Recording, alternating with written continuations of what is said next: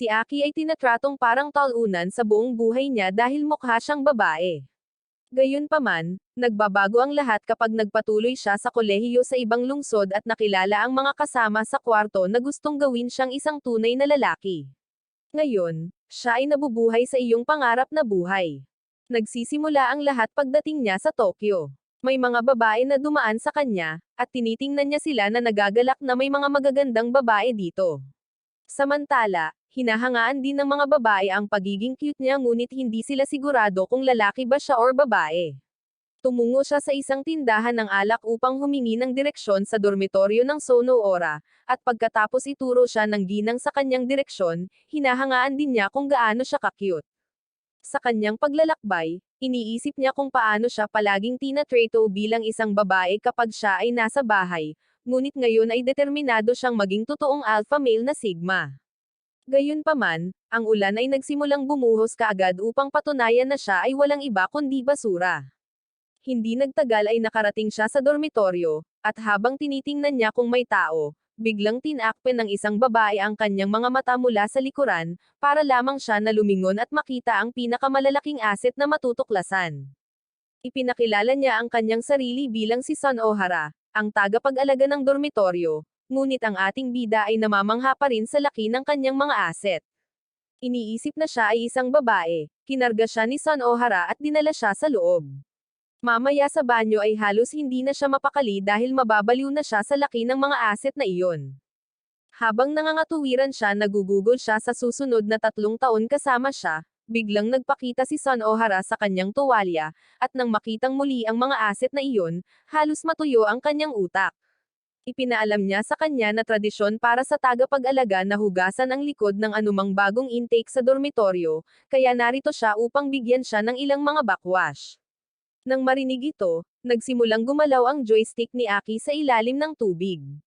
Sinabi niya sa kanya na hindi niya kailangang mag-alala dahil pareho silang babae, ngunit bago niya maihayag na mayroon siyang ganap na gumaganang joystick, sumama siya sa batya para simulan agad ang kanyang tungkulin.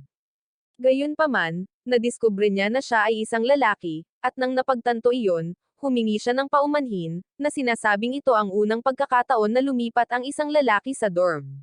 Nahihiya pa rin, tinanong niya siya kung bakit siya naririto, at sumagot si Son Ohara na gusto pa rin niyang linisan siya sa mga angkop na lugar. Idiniin niya ang kanyang malalaking asset sa kanyang likod at kinagat ang kanyang tainga, na agad siyang natamba. Nagising siya mamaya sa pinakamagandang posisyon na magugustuhan ng bawat lalaki sa mundo, ngunit mabilis siyang lumundag sa kahihiyan. Humingi ng paumanhin si Son Ohara, at sinabi sa kanya na kailangan niyang magsuot ng damit para sa kanya habang nasa labas siya para hindi siya siponin. Kinukumpirma niya na siya ay isang lalaki mula noong nakita niya ang kanyang maliit na joystick, at ito ay talagang napahiya sa kanya. Pagkatapos ay sinabi ni Son Ohara sa kanya na kailangan niyang maghanda ng hapunan, ngunit bago siya umalis, idiniin niya ito sa kanyang mga asset saglit. Habang nagluluto siya, tumalikod siya at ididiin ulit ang kanyang asset, na nagpa-realize sa kanya na hinding-hindi siya ituturing na lalaki. Tinawag niya itong Aki-chan, ngunit sinabihan niya itong huwag siyang tawaging ganoon dahil naaalala nito ang kanyang kapatid na babae, na tinawag siya noon ng ganoon dahil itinuturing siyang babae. Gayunpaman, ang ating bida ay nagiging mas determinado na patunayan na siya ay isang lalaki, at marahil ito ay magbibigay sa kanya ng pagkakataong paglaruan ang kanyang mga asset sa kanyang unang pagtatangka. Para tulungan siya, kumuha siya ng saplot na napakalaki nito na nakatakip sa kanyang ulo. Dahil sa kahihiyan, lumipat siya para isampay ang kanyang mga kumot ngunit hindi nagtagal ay nag-ambala siya ng kanyang mga bouncy asset. Ang lahat ng kanyang mga kasunod na pagsisikap na ipakita na siya ay isang alpha male ay nagpapatunay na walang kabuluhan, dahil ang kanyang talunang sarili ay patuloy na pumapalpak. Dahil sa inis, sinabi ni Aki sa kanya na noon pa man ay gusto niyang patunayan na siya ay isang lalaki mula noong itinuring siya ng lahat na isang babae, at pagkarinig nito, hinawakan siya ni Son Ohara para i-comfort siya. Gayunpaman, nararamdaman pa rin niya na tinatrato siya nito na parang isang brat, at sinabi niya sa kanya na gusto niyang makita siya bilang isang may sapat na gulang. Pagkatapos ay binibigyan niya siya ng isang kondisyon, kung gusto niyang tretuhin siya bilang isang may sapat na gulang, kailangan niyang ikis siya sa pisngi na kinagulat niya. Agad niyang sinubukan, ngunit nag-ambala siya sa tatlong babae na dumating sa dorm. Sinabi ng mga babae kay Son O'Hara na binalaan nila siya na huwag nang gumawa ng mga bagay na ganoon, at ibinunyag nila na ito ang ginagawa niya sa lahat ng tao sa dorm. Nang marinig ito, sumama ang pakiramdam ni Aki dahil akala niya ay may special sa kanila. Pagkatapos, ipinakilala nila ang kanilang sarili bilang si Yuzo, ang presidente ng Student Council, si Sumiri, ang pangalawang pangulo, at si Yori, ang sekretarya. May napansin si Aki sa ulo ni Yuzo at nagtanong kung ano iyon, ngunit napahiya siya at tumakbo. Samantala, ipinaliwanag ni Sumiri na isinusuot niya iyon sa kanyang ulo para mas magmukha siyang mas matangkad kaysa sa iba. Pagkatapos ay isiniwalat niya na mayroon siyang isa pang ugali ng pag-inom ng gatas araw-araw, at paghawak sa kanyang mga asset upang maging doble ang laki nito.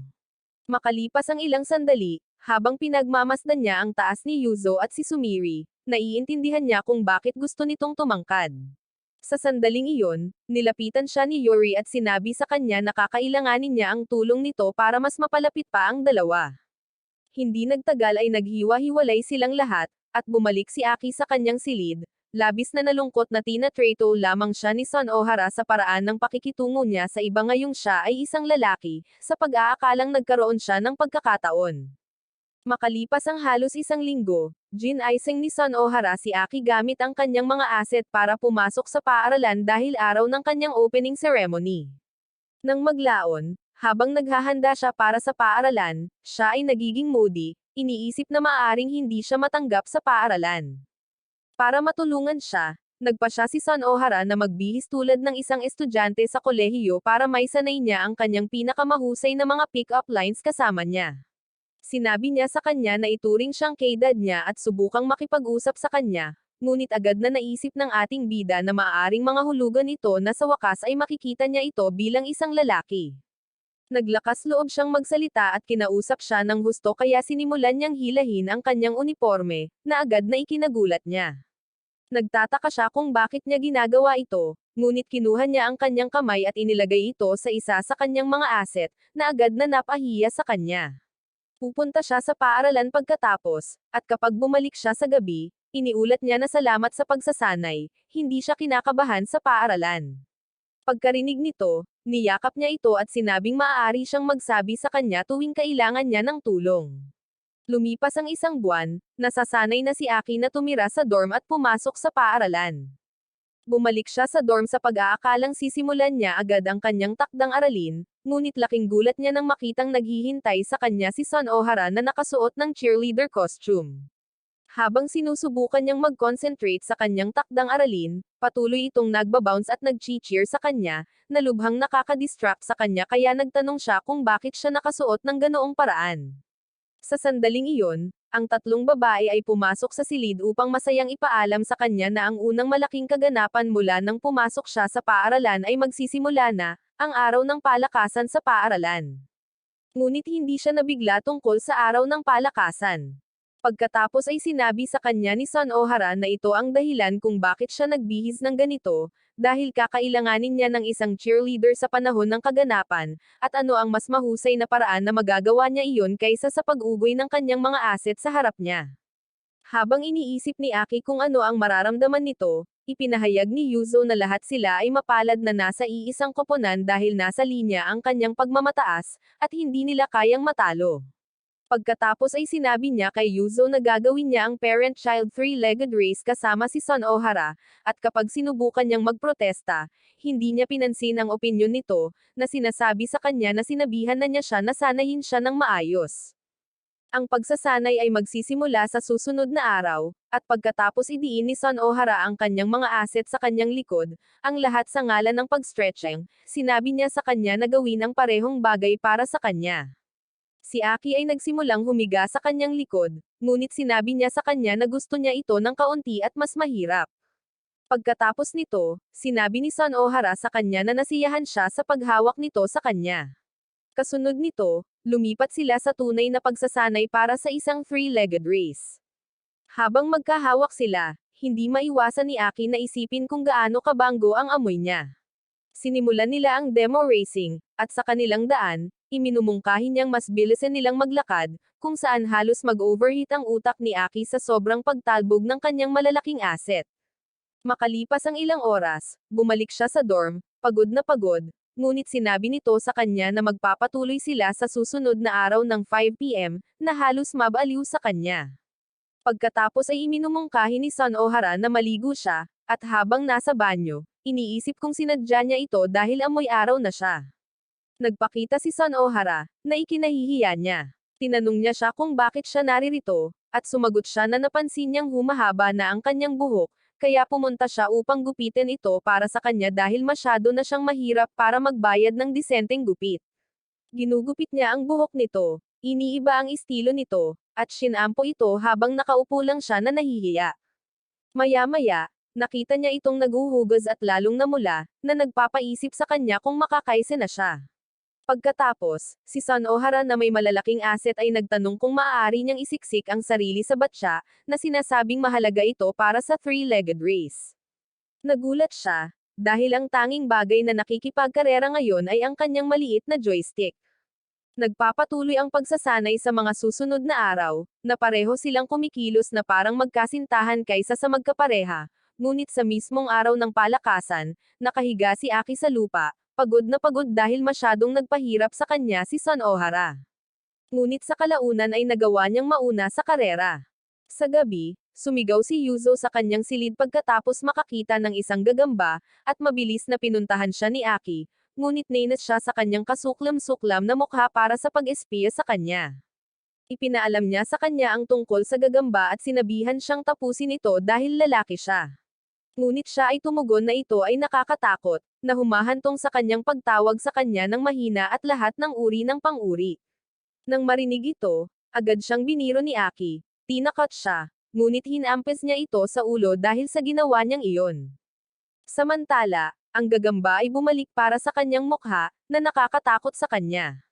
Sinubukan ni Sumiri na gampanan ang pagiging bayani, ngunit ang gagamba ay dumapo din sa kanyang mukha, na nagpatambo sa kanya sa takot.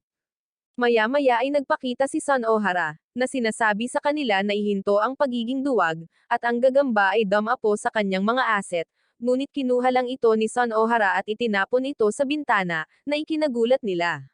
Kasunod nito, hiniling ni Son Ohara si Aki na samahan siya sa pamimili, at bumalik si Aki sa kanyang silid, nag-iisip kung aling damit ang isusuot dahil ito ay parang isang date sa kanya. Sinabi sa kanya ni Yuzo na pinapahirapan niya ang kanyang sarili sa isang bagay na napakaliit, ngunit agad niyang biniro muli ang spider prank sa kanya, na tinatakot siya. Inaasar siya ng ibang babae dahil takot talaga siya sa gagamba at nagdadahilan ng panlaban na lahat ay may kanya-kanyang kahinaan. Sa kanilang pagpunta sa palengke, nasa sabik si Aki na tulungan siya, at habang naglalakad sila, napansin niyang nakatingin sa kanila ang lahat, dahilan upang isipin ng ating bida na iniisip nilang mag-asawa sila. Samantala, talagang iniisip nila kung anak niya ba siya or nakababatang kapatid niya. Nagtungo sila sa tindahan ng alak kung saan nagtanong si Aki ng mga direksyon sa kanyang unang araw sa lungsod, at nang makita siya, binati siya ng may-ari ng tindahan, na ikinagulat ni Son Ohara na kilala siya nito. Hindi nagtagal ay natigilan ang may-ari ng tindahan ng mapagtanto niyang lalaki pala talaga si Aki, hindi tulad ng iniisip niya. Pagkatapos nito, pumunta sila sa ibang mga tindahan para bumili ng iba pang gamit. Sa kanilang pagbabalik, ipinangatuwiran ni Aki na wala pa siyang nalaman tungkol sa kanya, at pagkaraan ng ilang sandali, hinawakan niya ang kamay nito, na sinasabi sa kanya na ito ay isang gantimpala para sa pagtulong sa kanya. Nagsisimula siyang mamula kaagad, iniisip na ito ang nais niya. Bumalik sila sa dorm ng ganito, at nang makita sila, si Yuzo ay sumigaw, na nagsasabing hindi sila dapat kumilos ng ganoon kalapit. Nang maglaon, habang nag-iisa, tinanong siya ni Yuzo kung nalaman na niya ang kahinaan ni Son Ohara, at sumagot siya ng hindi. Kaya sinabi niya sa kanya na subukan ang isang horror movie sa kanya. Pinuntahan niya ito upang hilingin sa kanya na manood ng isang pelikula kasama niya, ngunit ang ating bida ay ang isa na natatakot sa halip na inisin ang grupo. Nagmumungkahi sila ng iba pang mga ideya kung paano hanapin ang kanyang kahinaan, ngunit hindi dito interesado si Aki at ipinahayag ang kanyang kawalan ng interes. Gayunpaman, Tinanong nila siya kung talagang ayaw niyang malaman ang kanyang kahinaan, at agad niyang naisip ang pagiging isang knight in shining armor para kay Son Ohara. Pumunta siya upang salubungin siya at direktang itinanong sa kanya kung ano ang kanyang kahinaan, kung saan si Son Ohara ay tumugon na natatakot siya kapag may pumasok sa kanyang silid. Kinagabihan, pumasok si Aki sa kanyang silid ngunit nadatnan niyang tulog na ito, kaya nagpa siya siyang umalis. Gayunpaman, bigla niya itong hinayla sa futon at ipinahayag na talagang takot din siya sa mga horror movies. Sinabi niya sa kanya dahil nahihirapan siyang matulog, kailangan niyang tanggapin ang responsibilidad sa pamamagitan ng pagtulog sa kanya para sa gabi. Makalipas ang ilang araw, habang nasa kwarto ni Aki, tinanong ni Yuzo si Aki kung ano ang iniisip niya tungkol sa age gap romance, at sumagot siya na wala siyang problema dito. Ngunit tumutol si Yuzo, sinabing sa tingin niya ay sobra-sobra na ang pagmamahalan sa pagitan ng isang guro at mag-aaral. Ayaw niyang marinig ang basurang sinasabi niya dahil direktang nakakaapekto ito sa kanya, at iniiba niya ang paksa, nagtatanong kung bakit siya nasa kanyang silid sa unang lugar. Si Yuzo ay tumugon na siya ay magpapaliwanag dahil ang kanyang utak ay masyadong mabagal upang malaman iyon sa kanyang sarili. Sinabi pa niya na ang araw ay sobrang init, at ang pagpunta dito ay ang pinakamahusay na magagawa niya dahil ang silid ni Aki ay nasa unang palapag at ang kanya ay nasa pangalawa. Sumagot si Aki na maaari na lang siyang pumunta sa sala or kusina, ngunit sinabihan niya itong pakalmeyan ang kanyang mga ugat or mabilis siyang mawawalan ng buhok. Pagkalipas ng ilang sandali, nagsimulang magkaroon ng mga kultural na pag-iisip si Aki habang ikinakatwiran niyang sila lang dalawa sa iisang silid. Napansin ng tulala na nakatitig, hinarap siya ni Yuzo, tinanong kung gusto niya ang manga na binabasa niya or ano para titigan siya ng ganoon. Napahiya siya, ngunit sinabihan siya nito na lumapit at umupo sa tabi niya para makasama niya ito sa pagbabasa nito. Nag-aatubili siyang sumunod at nagpapanatili ng social distancing dahil ayaw niyang tumaas ang kanyang joystick sa pamamagitan ng malapitan. Gayunpaman, sinabi ni Yuzo sa kanya na lumapit, na nagawa niyang gawin, kahit na hindi siya komportable. Bigla siyang umupo sa pagitan ng kanyang mga binti, kaya't madali para sa kanya ang pagbabasa, at habang ang ating bida ay tinatawag ang lahat ng kanyang lakas upang pigilan ang kanyang joystick mula sa pagtayo, nakita niya ang isang pahina sa manga na naglalarawan sa kanilang kasalukuyang posisyon. Agad na nahiya si Yuzo at tumanggi na ilipat sa susunod na pahina, dahil iniisip niya na baka may gawin sila ni Aki, kahit na hindi niya talaga ito tinuring na lalaki. Hindi maintindihan ang nangyayari, sinubukan ni Aki na baklatin ang pahina para sa kanya, ngunit pinulupot lamang nito ang kamay sa likod niya, na lalong nagpahiya sa kanya. Agad siyang lumabas ng kwarto nang mapansin ang nangyari. Nagpakita si Son Ohara kasama ang kanyang cookies at tinanong si Aki kung ano ang nangyari. Samantala, ang ating bida na tulala ay clueless parent, at iminumungkahi ni Son Ohara na kopyahin nila ang senaryo upang maunawaan niya. Pagkatapos ipakita sa kanya ni Aki ang pahina ng manga, umupo siya sa kama at sinabihan siyang umupo sa pagitan ng kanyang mga binti. Umupo siya roon, at nang idiin niya ang kanyang mga asset sa kanyang likod, agad siyang napahiya nang maunawaan niya ang pinagdaanan ni Yuzo. Pumasok si Yuzo sa sandaling iyon at naasar nang makita silang nasa posisyong ganoon, habang si Sumiri ay nagmamasidlang mula sa isang sulok. Kinabukasan, napansin ni Aki na siya ay inistok sa kanyang pagbabalik mula sa paaralan. Nagtungo siya sa banyo, iniisip kung sino ito, at nakita niya si Sumiri na sumusunod sa kanya. Itinulak niya ito palabas, na sinasabing hindi para sa publiko ang kanyang sarili, ngunit sinabi niya sa kanya na madalas siyang pinag-uusapan ni Yuzo kamakailan, kaya naparito siya upang malaman kung ano ang mayroon siya na wala sa kanya. Halos ibaba ni Sumiri ang kanyang saplot upang tingnan kung ito ay isang 6 na pulgada, ngunit pinigilan niya ito bago makita ang kanyang joystick at sinabihan siyang tanungin si Yuzo sa halip na istorbohin siya.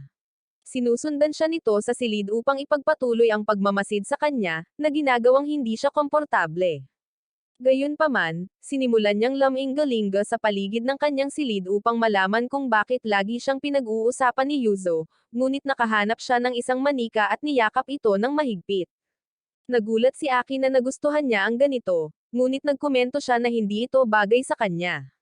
Gayunpaman, tumugon siya laban dito, sinasabing ito ay bagay sa kanya, na talagang nagpapasabik sa kanya na lumapit ito upang hawakan ang kanyang kamay na parang tulala, na naghahanap ng pagpapatunay. Nagpakita si Son Ohara sa sandaling ito at nakita niya si Sumiri na nakaluhod, humihingal na parang binibigyan niya lang ng sesyon na karanasan ang ating bida. Agad siyang umalis para hindi sila maistorbo. Ipinaliwanag nila ito sa kanya mamaya, na casual na sinabi ni Sumiri na walang nangyayari sa pagitan nila. Pinapakita lang nila sa isa't isa ang nakakahiyang bahagi ng isa't isa, na nagpapalole pa sa sitwasyon. Sa wakas ay naunawaan na ni Sumiri kung bakit buo ang loob ni Yuzo sa kanya, at humingi siya ng tawad sa problema bago siya umalis. Gayunpaman, noong gabing iyon, naging balisa si Sumiri at nagkulong sa kanyang silid. Tinanong ni Aki kung ano ang nangyari, at ibinunyag ni Yuzo na iminungkahi ni Sumiri na pumunta sila sa amusement park kaninang madaling araw. Matapos maglaro ng ilang sandali, sumakay si Yuzo sa Ferris wheel, ngunit hindi siya pinayagan dahil ang kanyang taas ay mababa sa kinakailangan, na ikinatakot ni Sumiri habang sinisisi niya ang kanyang sarili na hindi ito mangyayari kung hindi niya iminumungkahi na pumunta sila dito. Sinabi ni na Yuzo at Yuri kay Aki na kailangan nila siya para tulungan siyang aliwin, at habang iniisip niya kung ano ang inaasahan nilang gagawin niya, iminumungkahi nilang magsuot siya ng damit ng babae. Hindi nagtagal ay pumasok siya sa silid, at napagtanto na si Sumiri ay napakababae dahil sa kanyang pagmamahal sa mga laruan. Gayunpaman, siya ay patuloy na nagkukulong na parang wasak ang kanyang puso, at hinihikayat siya nitong bumalik sa dati niyang sarili. Tinanong niya siya kung ano ang maitutulong niya sa kanya, at sinabihan siya ni Sumiri na tulungan siyang magpalit ng damit, na ikinagulat niya. Nagawa niyang palitan ito ngunit nahihiya siya habang ginagawa iyon. Pagkatapos, sinabi niya sa kanya na nalulungkot siya dahil hindi niya nagawang buhatin si Yuzo sa kanyang mga balikat buong araw. Kaya nag-aalok si Aki na buhatin siya para magkaroon siya ng karanasan, at habang karga-karga niya ito sa kanyang mga balikat, agad niyang na-maximize ang kanyang mood stats, na nagpapanumbalik sa kanya sa normal. Humingi siya ng paumanhin kay Yuzo para sa problemang idinulot niya, ngunit sinabihan siya ng maliit na brat na huwag mag-alala tungkol dito, sinabing nakayanan niya ang mas masahol pang pangungot siya sa nakaraan, kaya hindi ito umabot sa kanya. At saka, tinatalyan niya ngayon ng manok ang ulo niya para magmukha siyang mas matangkad. Bumalik sila sa amusement park upang subukang muli, sa pag-aakalang natutugunan niya ngayon ang kinakailangan, ngunit sinabi pa rin sa kanya ng opisyal na hindi. Kinabukasan, lumapit si Yuri kay Aki para sabihin sa kanya na kailangan niya ng tulong, at siya lang ang makakatulong sa kanya. Sa pag-aakalang ito ay isang pagkakataon upang ipakita ang kanyang mga antas ng lakas, sumang-ayon siya at sinundan siya sa kanyang silid, sabik na gawin ang anumang hilingin niya.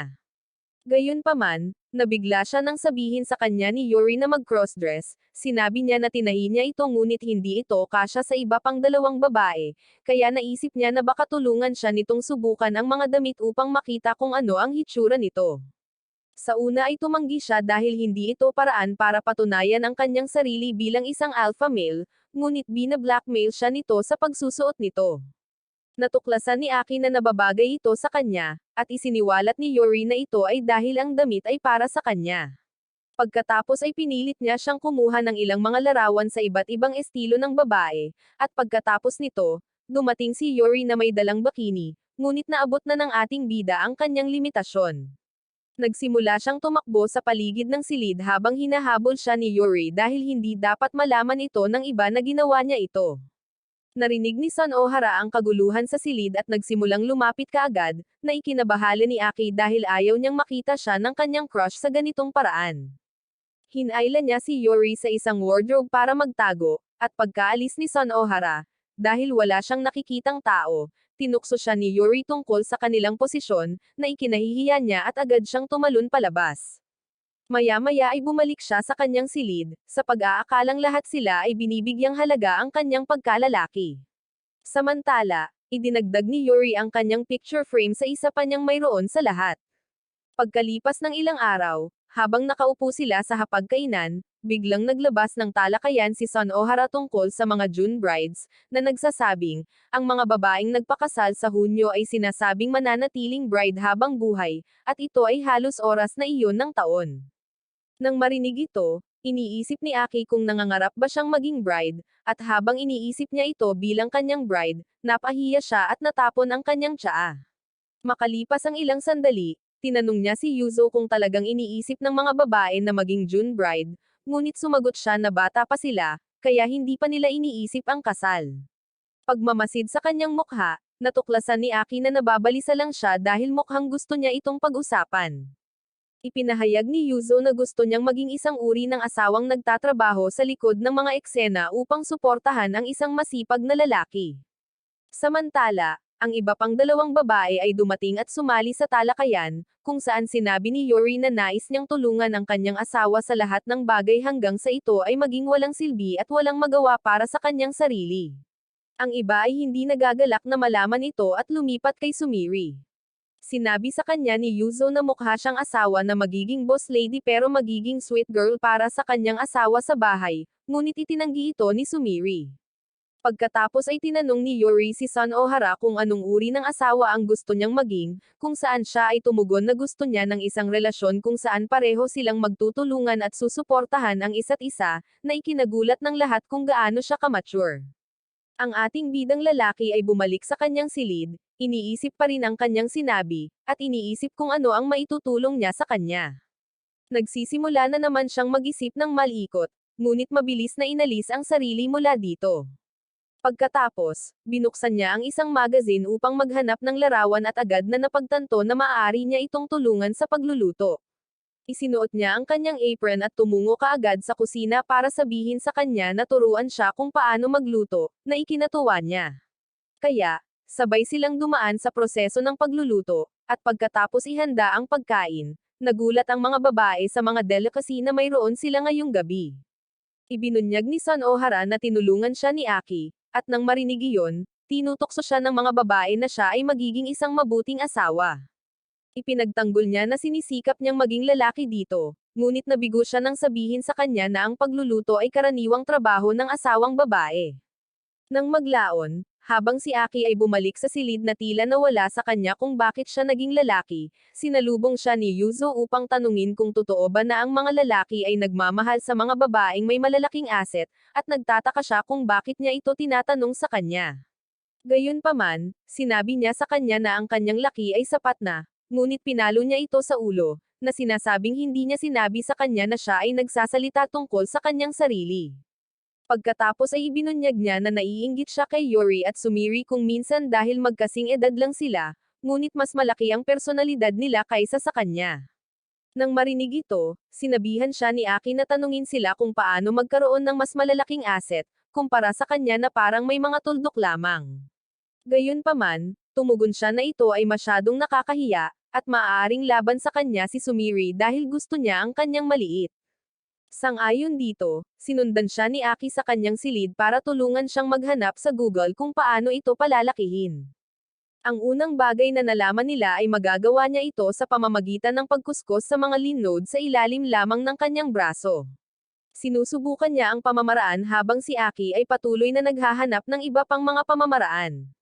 Bigla siyang natahimik kaya na-curious siya sa nakita niya. Nakikita niya ang susunod na pamamaraan na kinabibilangan ng pagmamasahe sa kanyang matulis na mga piraso, at agad niyang hinampas ang ulo nito, na tinawag siyang talunan. Ngunit nagtataka si Aki kung paano niya ito kasalanan. Nang maglaon, naisip ni Aki na ang pagtatanong kay Son Ohara tungkol dito ay maaaring ang pinakamagandang bagay dahil siya ang reyna ng mga assets. At nang makita siyang nakatitig sa kanya, agad na pinaramdam ni Son Ohara sa kanya ang kanyang mga asset. May ibang moment kaagad si Aki, napagtanto na ang laki ng asset ni Son Ohara ay maaaring dahil sa kanyang malaking puso at pagmamahal. Dumiretso siya sa kwarto ni Yuzo at nakitang hinahawakan ang kanyang kilikili, na kinagulat niya. Ngunit muli niyang hinampas ang ulo nito dahil sa pagpasok. Kalaunan ay binigyan niya siya ng pagkakataon para sabihin ang kanyang natuklasan, ngunit kapag narinig niya ang kalokohang sasabihin nito, itinatapon niya ito na parang basura.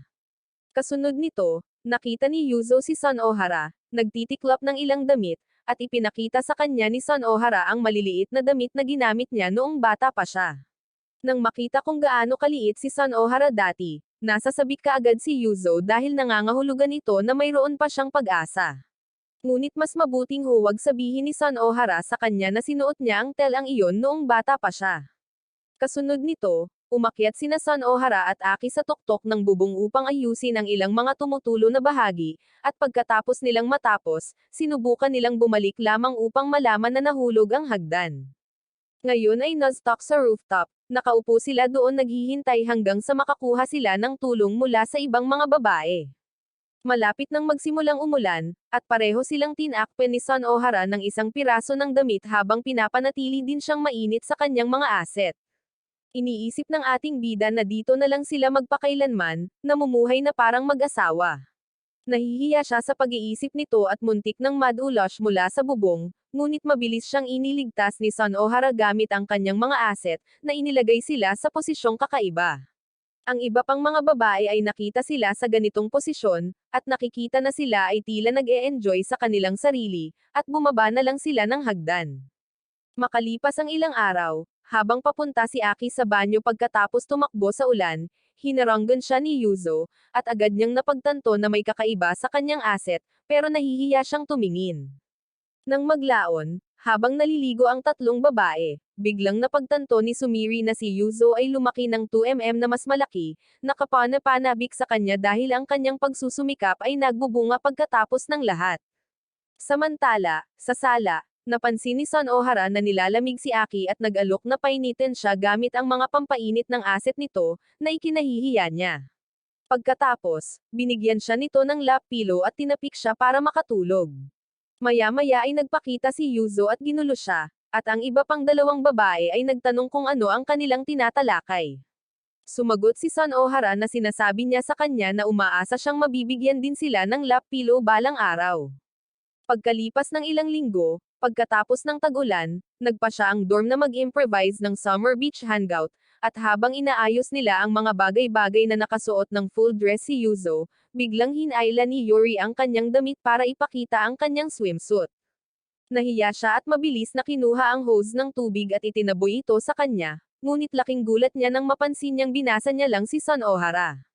Kaya, mabilis siyang nagtago sa pool. Makalipas ang ilang sandali, habang naglalaro si Yuzo sa pool, naghahanda rin si Sumiri, kaya tinanggal niya ang kanyang pang-itaas at ipinakita ang kanyang swimsuit, na ikinahihiya ni Aki nang makita niya ang kanyang mga aset. Nang mapansin ito, tinawag siya ni Yuzo, na nagsasabi na hindi ganoon ang reaksyon niya nang makita siya. Gayunpaman, ang kanyang atensyon ay nakuha sa swimsuit ni Sumiri dahil iba ang hitsura nito, at sinagot ni Sumiri na si Yuri ang nagbili sa kanya. Agad na napansin ni Yuzo na iba rin ang swimsuit ni Yuri sa nakuha niya noong magkasama sila sa pamimili, at sumagot si Yuri na mas lumaki ang kanyang asset, kaya kailangan niyang kumuha ng mas malaking cup para dito. Pakiramdam ni Yuzo ay pinagtaksilan siya dahil nagpalit siya ng sarili niya dahil napakalaki nito para sa kanyang maliliit na asset. Sa sandaling iyon, tinawag ni Son Ohara si Aki mula sa loob, at habang papunta siya sa kanya, halos mawalan siya ng balanse nang makita niyang ang laki ng kanyang asset. Sinabi niya sa kanya na magsuot ng ilang damit, ngunit tumugon siya na ito ang kanyang swimsuit, at naisip niya na ito ay magandang suotin din. Tinanong niya siya kung hindi rin ba siya magpapalit sa kanyang swimsuit, at naisip niya sandali na ito ay isang pagkakataon upang ipakita ang kanya, ngunit sa kasamaang palad, siya ay isang payat na lalaki. Pagkatapos noon, umupo sila sa labas, pinapanood ang iba na naglalaro sa pool. Tinanong siya ni Son Ohara kung sasali siya sa pool, ngunit sinabi niya sa kanya na ito ay nakakahiya, kaya iminungkahi niya na maliligo siya pagkatapos umalis ang tatlong babae, at sasama rin siya sa kanya upang pareho silang makaligo. Gayunpaman, tinanggihan din iyon ni Aki, sa pag-aakalang sapat na para sa kanya ang pag-upo rito dahil makikita niya ang kanyang mga aset ng malapitan. Ang mga babae sa lalong madaling panahon ay umalis sa pool, at ang tulala ay tumitig sa tubig na parang ito ay isang artifact, ngunit itinulak siya ni Son Ohara sa loob, na sinasabi sa kanya na kailangan din niyang tangkilikin ito dahil itinakda niya ang lahat at pagkatapos ay sumama siya sa kanya sa pool. Samantala si Yuri ay nakatayo sa isang sulok na parang kilabot. Mamaya sa dorm, nakita ni Aki si Yuri na nagpipicture, at iniisip niya kung ano ang mali sa kanya. Sinasabi niya sa kanya sa tuwing may camera siya, Nagkakaroon siya ng urge na kumuha ng mga walang silbing larawan, at si Aki ay tuwang-tuwang nagsasabi ng isang bagay mula sa script na nagpapaisip sa kanya kung ang lahat ng Gen Alpha male ay ganito. Hiniling niyang makita ang mga larawang kinuha niya, at habang ipinapakita niya sa kanya ang mga larawan ng mga random na bagay, nakita niya ang isang stolen na larawan ni Yuzo, ngunit mabilis itong itinago ni Yuri. Nagkataon na si Yuri ay nag-espiya kay Yuzo para mabuhay at nakakakuha ng mga kakaibang larawan niya kapag hindi siya nakatingin. Pagkatapos ay ibinenta niya ang mga ito kay Sumiri upang titigan ito. Sinabi ni Yuri kay Aki na kung ayaw niyang mawala, kailangan niyang kunin ang mga larawan ni Sun Ohara para sa kanya. Kinuha ni Aki ang misyon at pumunta para mag-picture, para lamang upang mahuli sa unang pagtatangkad dahil siya ay isang baguhan. Gayunpaman, nagawa niyang kuhanan ang ilang mga larawan ng maayos, ngunit hindi nasisiyahan si Yuri at nagbanta na lipulin siya. Sa kalaunan ay isiniwalat niya na nagbibiro lamang siya sa kanya, na ikinagulat niya na siya ay walang silbing talunan. Makalipas ang ilang linggo, matatapos na ang semestre, at magsisimula na ang summer vacation. Sinabi sa kanila ni Sun Ohara na kailangan muna nilang tapusin ang kanilang takdang aralin sa tag-init bago sila payagang mag-enjoy sa bakasyon, kaya mula sa susunod na araw, gugugol siya ng oras sa bawat isa sa kanila hanggang sa matapos nila ito. Habang iniisip ni Aki na hindi sasang-ayon dito ang isang mayabang na babae tulad ni Yuzo, agad siyang sumuko, na ikinagulat niya, at sinabi niya sa kanya na ito ang kanilang pamantayan sa dormitoryo. Dumating ang susunod na araw, at nang pumasok si Sun Ohara sa silid ni Aki, habang naghahanda siyang tanggapin siya, agad niyang sinimulan ang kanyang takdang aralin. Matapos magtrabaho ng ilang sandali nang walang tulong sa kanya, tinanong niya siya kung pumunta lang siya rito para bantayan siya. Si Sun Ohara ay tumugon na kung siya ay tutulong lang sa kanya nang hindi niya unang sinusubukan, siya ay lalaki na isang pagkabigo. Pagkaraan ng ilang sandali, hinayla niya ang kanyang pang-itaas, na ginagawang mas nakikita ang kanyang mga asset at nagdulot kay Aki ng maikling brain glitch. Patuloy siyang ginagambala nito, at humihingi siya ng pahintulot na pumunta sa banyo upang palamigan ang kanyang ulo at ang joystick, ngunit hindi siya pinayagan nito, sinabing kailangan niyang tapusin muna ang kanyang trabaho. Nangangako siyang gagantimpalaan siya, at sa pag-aakalang ito ang magiging asset niya, dinagdagan niya ang kanyang atensyon, kahit na talagang nakafocus na ito. Pagkatapos niyang tapusin ang trabaho, nagmamadali siyang pumunta sa banyo, at pagbalik niya, hiningi niya ang kanyang gantimpala. Agad na lumabas si Sun Ohara, at habang iniisip ng ating bida na may malapit nang mangyari, bumalik siya na may dalang dalawang stick ng lollipop, na iniwan siyang bigo. Gayunpaman, halos mabalisa siya nang magsimulang kainin ni Sun Ohara ang lollipop na parang pro. Sa dakong huli ng hapong iyon, ang may-ari ng tindahan ng alak ay nagdadala ng isang kahon ng juice at nag-alok kay Sun Ohara ng isang bote ng beer bilang regalo. Pagkatapos, nagpasya silang magdiwang dahil natapos na ni Aki ang kanyang takdang aralin, ngunit nagkamali siya sa pagbukas ng beer, at nag-aalok si Sun Ohara na gawin iyon habang umiinom siya ng juice. Pagkalipas ng ilang sandali, nagpakita ang iba pang tatlong babae at nagulat sila nang makita si Sun Ohara na umiinom ng alak. Agad na bumangon si Sun Ohara at ibinagsak si Yuzo sa lupa ng ilang saglit, na ikinagulat ni Aki, habang tinatakpan ng dalawa ang kanyang mukha. Sabi nila sa kanya, nagiging predator mode siya sa tuwing umiinom siya ng alak, at sa sandaling iyon, habang sinusubukan nilang ipagtanggol siya, kinakaladkad niya silang dalawa, iniwan si Aki habang pinapanood niya ang nangyayari sa harap niya. Susunod siyang lumapit sa kanya, at sinubukan niyang maging lalaki. Lumuhad si Sun Ohara, ipinapalagay sa kanya na malapit na siyang tanggayan, kaya sinabi niya sa kanya na dapat siyang kumilos bilang lalaki, ngunit hinimatay lang siya sa kanyang katawan.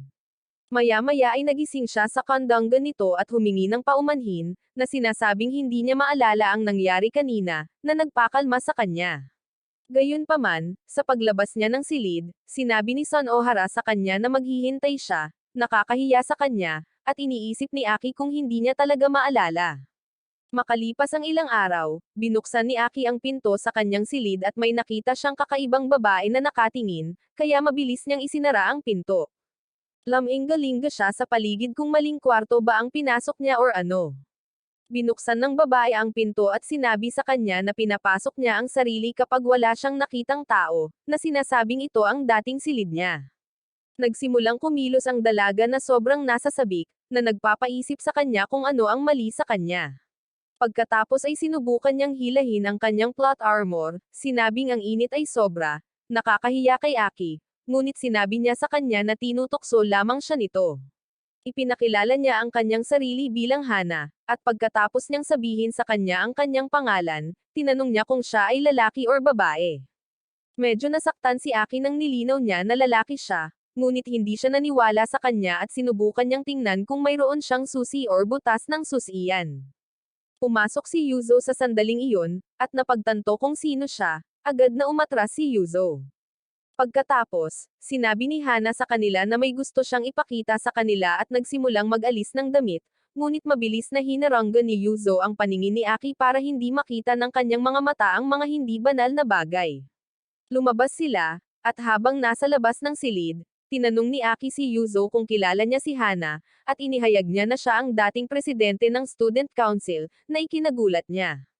Sinabi niya na akala niya ay pinipili ang mga presidente batay sa mga marka, at sumagot si Yuzo ng oo ngunit sinabi niyang nasa ibang antas si Hana.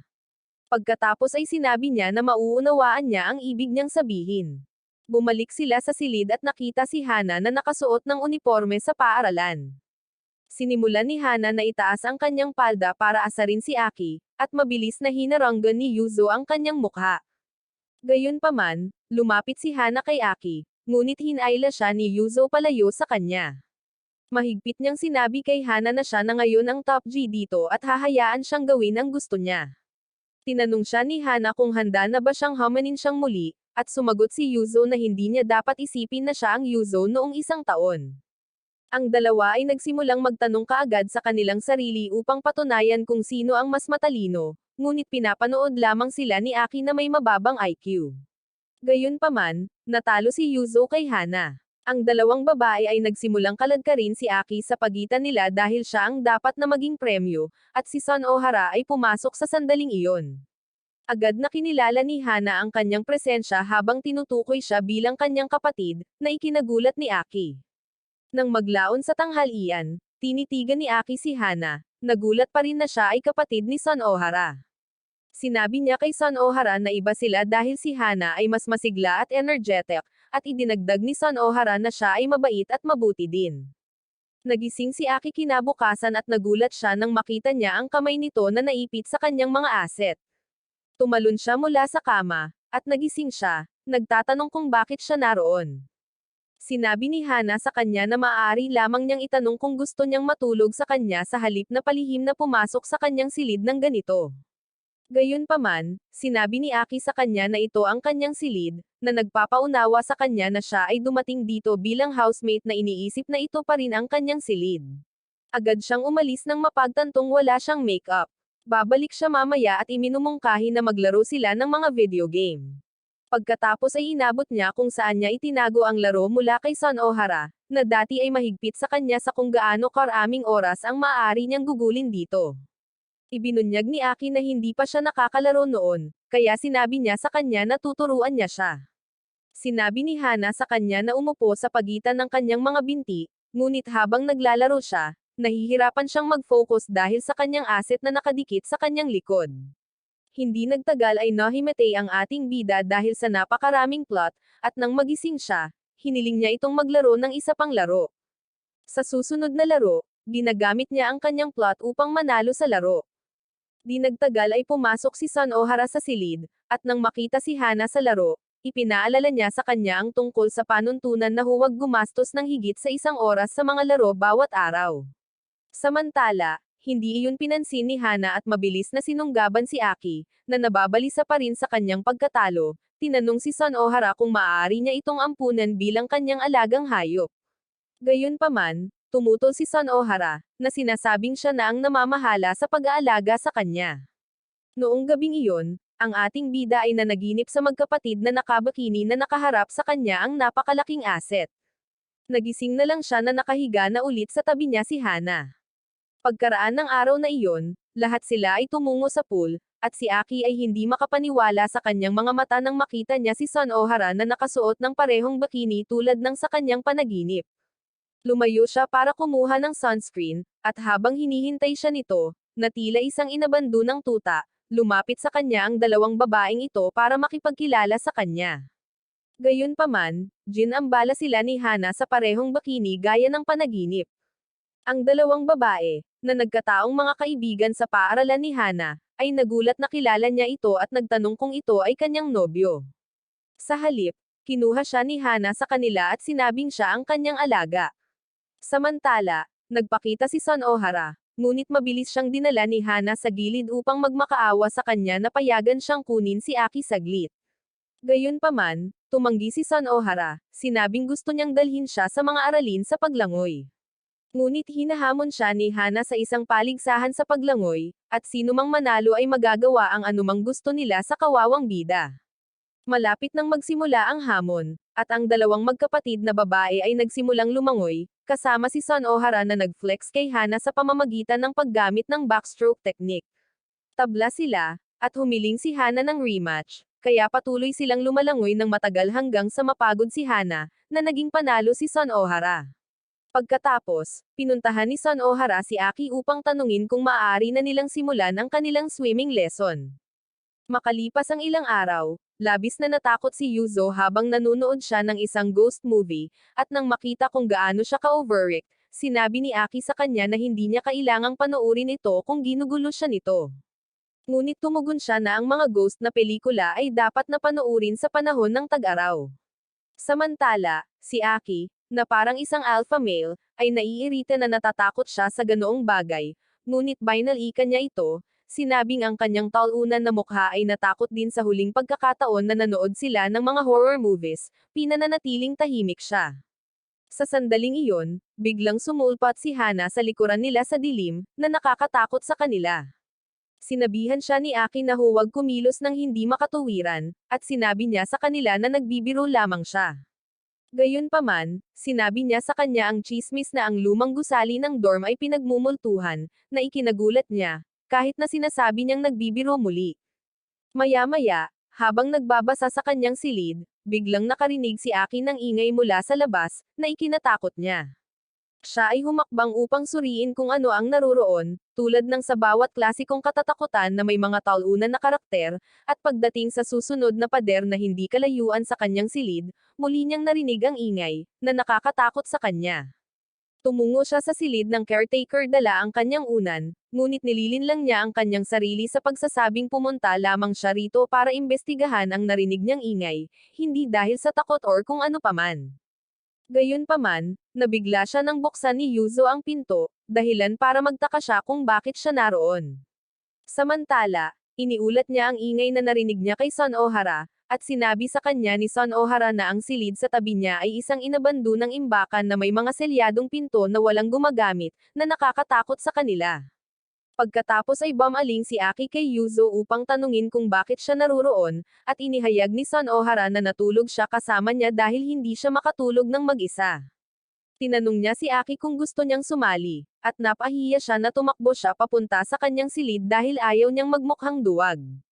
Bumalik sa kanyang silid, patuloy niyang naririnig ang nakakatakot na tunog, kaya nagpa siya siyang maging isang tunay na lalaki sa pamamagitan ng pagtungo sa storage room upang tingnan kung ano ang naruroon. Gayunpaman, lalo siyang natakot nang mapagtanto niyang nakabukas ang pinto, na dapat ay selyado. Pumasok siya sa silid na may kaunting lakas ng loob, ngunit gamaan ang loob niya nang malaman niyang si Hana ang nagdulot ng ingay na kanyang naririnig. Napagtanto na si Aki ay natakot, tinutokso niya ito. Pagkatapos ay ibinunyag ni Hana na pumunta siya sa lugar ng imbakan dahil walang ibang puwang upang itago ang kanyang kagamitan sa gym. Nagpapakita si Son Ohara sa sandaling iyon, at napagtanto na si Aki ang dahilan ng pagtaas ng presyon ng dugo ni Aki, nagbanta siya na kakainin niya ang ice cream at ketchup hanggang sa magustuhan niya ito. Kinabukasan, sinabi ni Hana sa dalawang talunan na ito na gusto niyang linisin ang storage room ng mga gamit sa gym, ngunit medyo nalungkot siya dahil hindi ito kayang paglagyan ng kanyang kwarto. Nag-aalok si Yuzo na maglagay ng isa sa kanyang silid, at agad niyang sinubukan ang treadmill upang makita kung dapat niya itong kunin, para lamang siya ay mapahiya nito. Nagalit siya at agad itong sinipa, ipinahayag na hindi niya kukunin ang walang silbing kagamitang ito. Ngunit sinubukan siya ni Hana na hikayatin.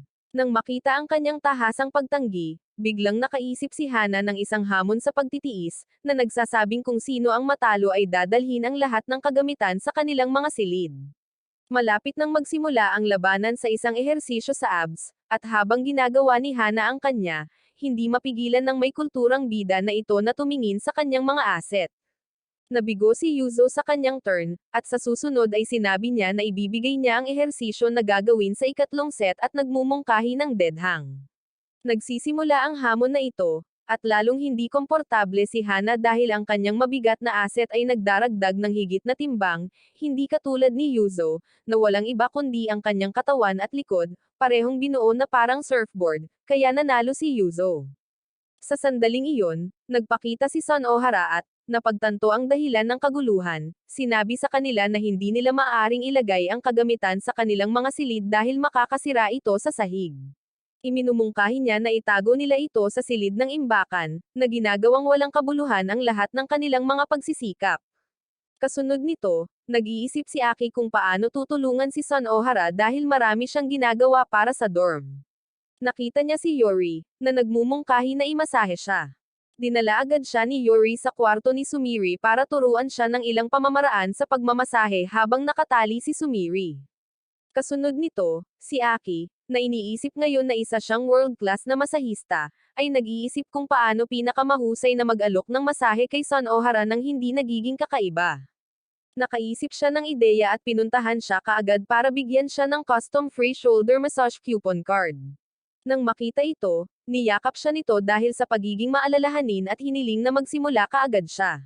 Sinimulan niyang imasahe ang balikat nito, at pagkaraan ng ilang sandali ng paggawa nito, bigla siyang lumipat sa baywang nito para ipatupad ang itinuro sa kanya ni Yori, na ikinagulat ni Son Ohara, na tumalikod at tinawag siyang bad boy. Gayunpaman, ipinagpatuloy ni Aki ang kanyang pamamaraan, at napagtanto na maaari itong maging magpabasa sa kanya, agad siyang tumayo para umalis. Samantala, iniisip ni Aki kung mahina ang kanyang husay dahil si Son Ohara ay hindi sumisigaw tulad ng kay Sumiri kapag siya ay nagmamasahe dito sa kanyang likod. Pag-uulat pabalik kay Yori, bumalik sila kay Sumiri upang itali siya muli para sa isang mabilis na pamamaraan. Nagulat nang marinig si Sumiri na gumagawa ng masasayang ingay, hindi tulad ni Son Ohara, at napagpasyahan niya na si Sumiri ay masyadong sensitibo or si Son Ohara ay maaaring labanan ang kanyang pagkakahawak. Samantala, sa pagbabalik niya sa kanyang silid na iniisip ito, nakita niya ang mga kilabot na tawag ni Hana sa mga kaibigan na dumating sa dorm. Nakita nila siya at agad silang sinalubong. Dahil ang kanyang mga kaibigan ay mas trip ang mga nakababatang lalaki, biglang naglabas si Hana ng isang laro, na nagsasabing malaya silang gawin ang lahat ng gusto nila kay Aki sa tuwing matatapos nila ang gawain. Ang dalawang babae ay nagsimulang maging malikot hanggang sa ang inosenteng lalaki ay nawalan ng malay sa sobrang pagkabalisa. Pagkatapos ay sinusundan ito ng ilang walang basehan at walang silbing pag-aaksaya ng oras sa screen ng lahat. Pagkalipas ng 2 linggo, habang nag-aaral si Aki sa kanyang silid, nagsimulang magsalita si Hana tungkol sa pagdiriwang ng paputok na darating sa susunod na linggo at kung gaano kasaya ang inaasahan niya bago siya umalis sa dorm, ngunit lubusan siyang hindi pinapansin. Agad niya itong niyakap at nagsagawa ng diskarte sa pagsusumit ng judo, na nagdudulot sa kanya ng sakit. Kasunod nito, nag-shopping sina Aki at Son Ohara, at pagbalik nila, biglang sinabi ni Hana sa kapatid na matagal na nilang ginawa ang bagay na iyon. Sumagot si Son Ohara na ikalulugod niyang gawin ito at pinapunta siya kaagad sa kanyang silid, na ikinagulat ni Aki, na walang kaalam-alam sa kanilang pinag-uusapan. Dahil sa curiosity, dumiretso siya sa pintuan ni Son Ohara para makinig sa kanilang ginagawa, at habang nakikinig siya, iniisip kung ano ang nangyayari, nahuli siya ni Hana. Tinutokso niya ito sa pamamagitan ng pagtatanong kung narinig niya ang kanyang masasayang ingay doon, ngunit napahiya siya. Pagkatapos ay isiniwalat ni Hana na ito ay isang gawain sa paglilinis ng tainga at nagtanong kung gusto rin niyang maranasan ito. Siya ay nananatiling hindi makapagsalita, ngunit itinulak siya nito at sinabihan si Son Ohara na gawin din ito para sa kanya. Nakahiga siya sa kandanggan niya, at nang hawakan siya nito, nag-short circuit sandali ang utak niya. Pagkatapos ay sinimulan niyang linisin ang kanyang tainga, kung saan siya ay nakatulog. Bumalik si Hana pagkaraan ng ilang sandali at nakitang natutulog ang ating bida, para lamang kunin niya ang kanyang larawan, na pagkatapos ay ipinakita niya sa iba pang mga babae upang asarin siya. Nang sumunod na linggo, si Hana ay humarap kay Aki sa kanyang yukata outfit, na nagpapaisip sa kanya kung ano ang nangyayari. Sabik niyang sinabihan siya ngayon na ang Furry Works Festival, na ikinagulat niya. Ngunit pagkatapos ay sinabi niya sa kanya na sa halip na panuurin ang paglulunsad ng mga paputok, maaari niyang ilunsad ang kanyang paputok sa kanyang buwan. Gayunpaman, ang ating bida ay masyadong mabagal at hindi ito naiintindihan. Nagpakita si Son Ohara sa sandaling iyon at napansin niyang hindi maayos na naisuot ni Hana ang kanyang yukata, kaya itinutuwid niya ito. Ngunit sinabi ni Hana sa kanya na hindi pa niya nakitang sinuot niya ng maayos ang kanyang yukata. Ipinagtanggol ni Son Ohara na ito ay dahil hindi sila karaniwang may yukata na akma sa laki ng kanyang mga asset. Pagkatapos ay iminungkahi ni Hana na suriin niya ang mga online na tindahan, ngunit sumagot si Son Ohara na hindi siya interesado sa pagsusuot nito pagkatapos ng lahat. Nang marinig ito, sumabad si Aki at sinabing hindi masamang makita siya sa isa, kaya agad siyang nagbago ng isip. Pagkatapos ay hiniling niya sa kanya na tumulong siya sa kanya. Agad na binuksan ni Hana ang kanyang suot, sinasabing tulungan din siya, ngunit napahiya siya at sinabihan silang tulungan ang isa't isa. Samantala, si Yuzo ay nagbihis ng kanyang yukata at pumunta sa silid ni Aki upang imbitahan siya sa pagdiriwang ng paputok, ngunit siya ay nadismaya nang makita niya si Aki na kinakaladkad sa pagitan ng dalawang babae na may mas malaking asset kaysa sa kanya. Nang gabing iyon, lumabas silang lahat sa pagdiriwang, at nang makita ang mataong bayan, nasasabik si Aki na masaksihan ang ibig sabihin ng manirahan sa Tokyo. Hinawakan ni Son Ohara at Hana ang kanyang mga kamay upang pigilan siya na mawala sa gitna ng karamihan, ngunit sinabi nila sa kanya na nakakakuha siya ng isang beses sa isang buhay na pagkakataon sa pamamagitan ng paghawak sa mga kamay ng dalawang magagandang babae ng sabay. Si Yuzo at ang kanyang mga kaibigan ay nagpakita sa lalong madaling panahon, ngunit nang makita si Aki, hindi siya pinansin ni Yuzo kahit na nagmakaawa siya na iligtas siya mula sa dalawang kilabot na ito. Hawak-hawak siya ni Son Ohara at Hana habang naglalakad sila, ngunit sinabi sa kanila ni Aki na hindi niya kailangan ng tulong. Kasunod nito, nakikisali sila sa ilang mga laro tulad ng shooting at pangingisda, at habang patuloy silang gumagala sa lugar para sa susunod na gagawin, nakita nila ang mga kaibigan ni Hana, na agad na nagtanong kay Aki kung gusto niyang kainin ang kanilang mga candy. Pinagsabihan sila ni Hana, at tumugon sila na pumunta sila sa festival upang makakuha ng mga cute na binata. Ngunit lahat sila ay dumating kasama ang kanilang mga kasintahan, kaya ngayong nakakita sila ng isang solong lalaki na walang mga nobya, gusto nilang maglaro sa kanyang joystick. Gayunpaman, hindi siya pakakawalan ni Hana sa mga babaeng ito. Pagkalipas ng ilang sandali, ang apat na babae ay nagsimulang kumilos na possessive at lahat ay naglalaban para pakainin siya, ngunit siya ay napagod dito at tumakbo. Umalis siya hanggat maaari palayo sa kanila, at nang mapagtanto niyang napakalayo na niya, nagpa siya siyang tumalikod, ngunit nagsimula ang Furry Works display, na agad niyang ikinalungkot dahil dapat niyang panuurin ito kasama si Son Ohara at ang iba pa. Samantala, hinahanap na siya ngayon ng lahat at iniisip kung saan siya nagpunta. Hindi nagtagal ay nahanap na siya ni Son Ohara at sinabi sa kanya na galit siya sa kanya, ngunit niyakap pa rin siya nito dahil kailangan pa rin niya itong alagaan. Pinanood nila saglit ang Furry Works display, at iminumungkahi ni Son Ohara na umalis sila para hindi nila mabahala ang iba. Hinawakan niya ang kamay nito at sinabi sa kanya na hindi na siya muling lalayo sa kanya, at bumalik sila sa kinaroroonan ng iba.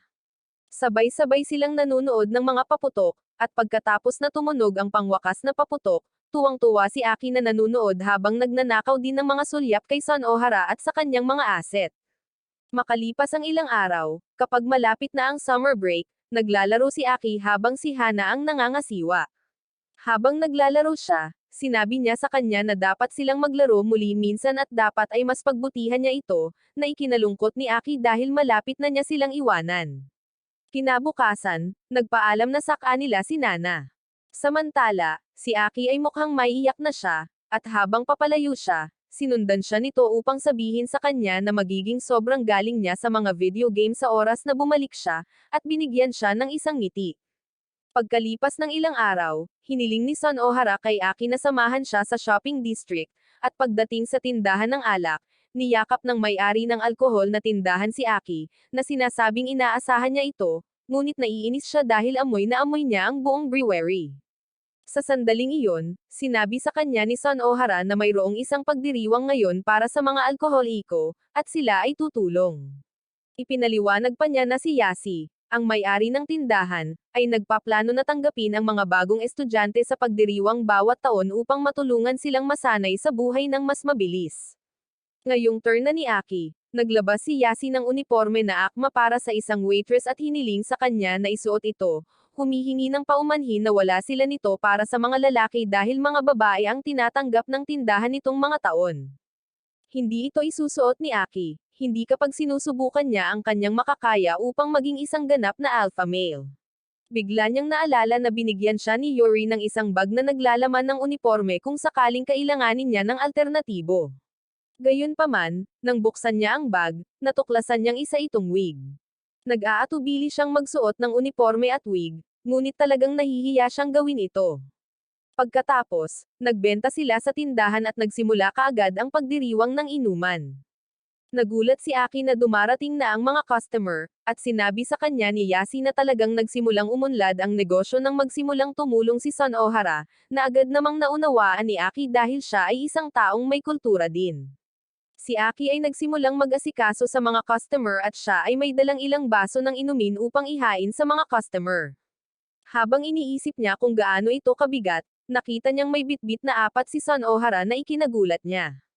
Samantala, habang sinusubukan niyang ibaba ang baso sa harap ng mga customer, natapon niya ito.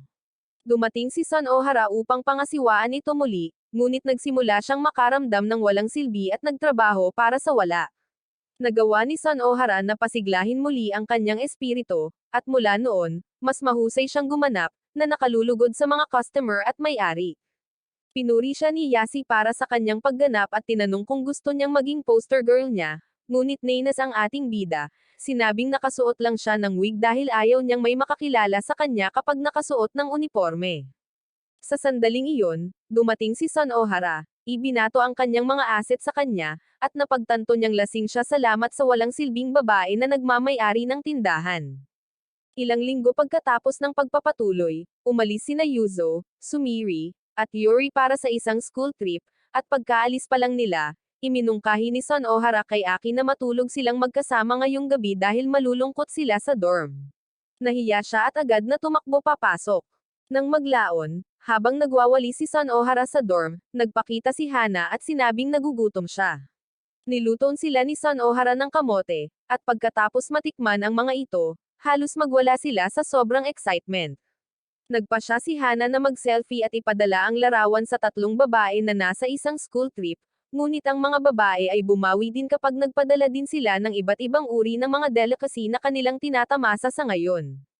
Sa sandaling iyon, nag-alok si Son Ohara sa kanila ng mas maraming kamote, ngunit tumugon si Hana na maaaring masiraan siya ng katawan kung kakainin niya ito ng marami. Sa ibang pagkakataon sa silid na nag-iisa, sinukat ni Hana ang kanyang sarili sa isang timangan at napagtanto na siya ay lumulobo kamakailan. Pumasok si Sono Ora at sinabing napagtanto niya na nakakakuha na siya ng taba, na nag-udyok kay Hana na sisihin siya sa pagbibigay pa rin sa kanya ng mataas na calories na pagkain kahit na alam niya. Ipinagtanggol ni Sono Ora na gusto niyang gumawa ng isang bagay na hindi niya karaniwang kinakain, at nang marinig ito, itinaas ni Hana ang kanyang damit upang makita ang kanyang katawan, umaasang makakita ng taba. Pero nagulat siya nang makitang pang bench body pa ang katawan niya. Hindi nagtagal ay sinimula ni Hana na idiin ang kanyang katawan, at nagbigay siya ng mga tunog na nakapagtataka kay Aki, na nakakarinig sa kanila, kung ano ang kanilang ginagawa. Kasabay nito, natanggap niya ang isang larawan ni Yuzo at ng mga babae na ginagawa ang hindi niya maintindihan. Makalipas ang ilang oras pagkaalis ni Hana, nakarinig si Aki ng dagandong mula sa labas at agad na tumungo doon na may dalang metal na kutsara at palayok sa ulo, sa pag-aakalang ito ay magnanakaw. Ngunit napagtanto niya na si Son Ohara lang pala ito, kaya bumalik siya sa kanyang silid. Gayunpaman, kinabukasan, nagkaroon ng lagnat si Son Ohara at tumungo sa silid ni Aki upang gisingin siya. Habang iniisip ni Aki kung dumating ba siya para istorbohin siya gaya ng dati, napagtanto niya kaagad na nasusunog siya sa lagnat. Nagmamadali siyang bumaba para tumungo sa kwarto ni Yuzo na nagpanik, ngunit itinapon niya ang kanyang sarili sa labas ng kanyang silid para sa pagpasok. Sinundan niya siya upang tingnan si Son Ohara, at ang iba pang mga babae ay lumabas kaagad na may dalang pijama para palitan ni Son Ohara dahil siya ay mainit at pawisan. Habang binabalak nilang alisan si Son Ohara ng suot, natigilan si Aki, ngunit muli siyang itinaboy ng mga babae ng walang pag-iisip. Kapag natapos na sila, tumungo sila sa paaralan habang si Aki ay nananatili sa bahay upang alagaan siya. Dinalhan siya nito ng isang plato ng lugaw at pinakain. Pagkatapos, napansin niyang pawis na pawis siya. Agad niyang pinuntahan ang pinto, ngunit pinigilan siya nito at sinabihang panasan siya sa likod, na ikinahihiya niya. Hinayla niya ang kanyang damit at tumalikod habang nahihiyang pinupunasan ito ni Aki para sa kanya. Gayunpaman, nang sa tingin niya ay ito na ang lahat, sinabihan siya nito na panasan ang lugar sa ilalim ng kanyang plot, at nakakahiya rin itong ginawa niya. Kinabukasan, nagising si Son Ohara na malusog ang pakiramdam at niyakap niya si Aki para pasalamatan ito sa pag-aalaga sa kanya noong nakaraang araw. Pagkatapos ay sinabi niya sa kanya na kung sakaling lagnatin siya, pupunasan niya ang buong katawan nito, na ikinagulat ng tatlo, at iniisip nila kung ano ang nangyari sa pagitan nila. Nang sumunod na linggo, habang naglalakad si Aki sa kabilang kalye, nalilibang sa kung gaano ito ka-busy, bigla niyang nakita si Hana at ang kanyang dalawang takot-takot na kaibigan, na agad siyang hinablot at hiniling na sumama sa kanila sa kasiyahan. Dinala nila siya sa isang karaoke bar, at kumakanta silang tatlo habang nanunood si Aki na parang isang NPC na may limitadong mga opsyon sa pag-uusap. Pag-abot sa kanyang turn, clueless siya kung ano ang gagawin dahil first time niyang magkaraoke. Gayunpaman, tinutulungan nila siyang pumili ng isang kanta at binibigyan siya ng mikropono para kantahin ito. Ngunit habang sinusubukan niyang kumanta, gumawa siya ng isang ibang tunog na agad na nag-switch on sa mga babae. Sinimulan nilang hawakin ang kanyang mga hita, at si Aki ay nagtapos na magbigay ng isang pagganap ng masasayang ingay. Sa kanilang pagbabalik, iniisip nila kung saan susunod na pupunta at iminumungkahi na pumunta sila sa photo booth. Si Aki, na naumay na sa kanila, ay mabilis na nagsabi na malapit na ang oras ng kanyang curfew, ngunit kinaladkad pa rin nila siya. Samantala, pabalik sa dorm, winelcome ni Son Ohara si Yasi, na may dalang bote ng alak. Hindi nagtagal ay nagsimula silang uminom at kumain hanggang sa pareho silang malasing at magsimulang kumilos na parang mga heartbroken. Sa photo booth, ang mga babae ay patuloy na nakayakap kay Aki habang kumukuha sila ng mga larawan, na nag-iiwan sa kanya ng kahihiyan sa buong session. Umuwi siya mamaya, pagod na pagod, at nang makitang kadadating pa lang niya, nagkomento si Yuzo na bahagya siyang nakaabot sa curfew. Nakita niya itong may mga sungay at nagtataka kung ano ang ginagawa niya. Sumagot siya na mayroon silang isang kaganapan kasama ang mga bata sa kapitbahayan. Pagkatapos ay tinanong niya siya kung bakit siya late umuwi, at ang ating bida ay sumagot na walang gumawa ng anuman sa kanya. Ngunit habang siya ay tumalikod para umalis, isang larawan ang nahulog mula sa kanyang katawan. Mabilis itong kinuha ni Yuzo at nakitang ito ay isang larawan ng kaibigan ni Hana na kinikis siya, na nag-alab sa galit nito habang inaakusahan siya ng mga ilegal na planong aktibidad. Sa sandaling iyon, nakarinig sila ng tunog mula sa loob at mabilis na pumunta upang suriin ito, ngunit nakita nila si Son Ohara at Yasi na parehong lasing. Nilapitan sila ni Yuzo para hawakan ang sitwasyon, ngunit hinayla siya ng dalawang lasing sa gitna nila at kinas siya, na ikinahihiya niya. Sinubukan ni Sumiri at Yuri na tulungan si Yuzo, ngunit kinaladkad din sila papasok, habang si Aki ay tahimik lang na lumalayo dahil hindi kailangan ang presensya niya doon. Kinabukasan, biglang tinanong ni Son Ohara si Aki kung mahilig ba siya sa mga penguin, at sinabi niya sa kanya na hindi, na kinadismaya niya dahil umaasa siyang bibisita sila sa aquarium para makita ang mga penguin na may libreng pares ng tiket na ibinigay sa kanya ni Yasi. Nang marinig ito, pumayag siyang pumunta, ngunit nagpasya siyang maging isang maginoo sa pamamagitan ng pag-alok na pumunta si Yuzo sa halip. Gayunpaman, sinabi ni Yuzo na hindi siya interesado, at agad na napagtanto ni Aki na ito ay dahil sa takot siya sa pag-atake sa kanya ng mga peteng batay sa horror movie na pinanood nila noong isang beses. Kasunod nito, tumungo sina Aki at Son Ohara sa aquarium at masayang nagsasaya at nakakakita ng mga penguin. Bumalik si Aki na may dalang larwang penguin at ibinigay ito kay Yuzo, na sinasabi sa kanya kung gaano sila kasaya sa aquarium. Nagseselos si Yuzo at sinabing gusto niyang makakita ng mga penguin.